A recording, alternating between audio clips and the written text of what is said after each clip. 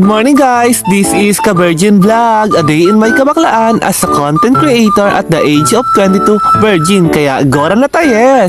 For today's video nga mga Ka-Virgin ay tayo ay maliligo naman. So ito nga pala ang ating pang third swimming.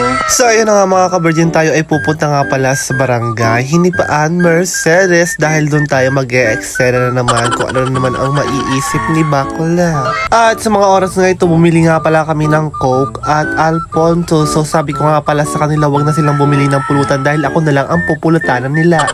Walang ganon. At pagkatapos nga namin bumili ay agad-agad kaming nagbiyahe. At syempre, dadaan muna tayo sa pinakamagandang beach sa bayan ng Basud. So ayun na nga mga Ka-Virgin, kung gusto nyo nga pala pumunta dito sa bayan ng Basud, pumunta kayo dito sa barangay Mangkamagong. So maganda ang dagat dito. May enjoy nyo talaga yung relax ng napakagandang hangin. So ayun na nga mga Ka-Virgin, bago nga pala tayo pumunta sa barangay Hinipaan, dadaan muna tayo dito sa barangay Matuog-Tuog. So maganda din ang beach dito. Kung gusto nyo magpunta dito, magpunta kayo. So ayun na nga mga Ka-Virgin, diba maganda ang mga tanawin dito, sobrang ganda din ng mga bundok. Sa mga oras na ito mga Ka-Virgin ay malapit-lapit na tayo sa ating destinasyon. Alam niyo ba mga Ka-Virgin, sobrang sarap talaga mag-outing ngayong summer. Kaya kung pupunta kayo dito sa barangay Hinipaan, wala kayong makikitang tarpaulin ng mga kandidato dahil fresh na fresh talaga. Walang takpilo, walang tarpaulin. At andito nga pala tayo sa tulay ng barangay Hinipaan. So kakanan nga pala tayo dahil dito ang daan papunta sa ating destinasyon. O diba, kasama ko nga pala dyan si Nak at ang kanyang jowa. Sana all may kasamang jowa. At sa mga oras na ito, humahanap nga pala kami dito ng aming paparkingan dahil sobrang madaming sasakyan.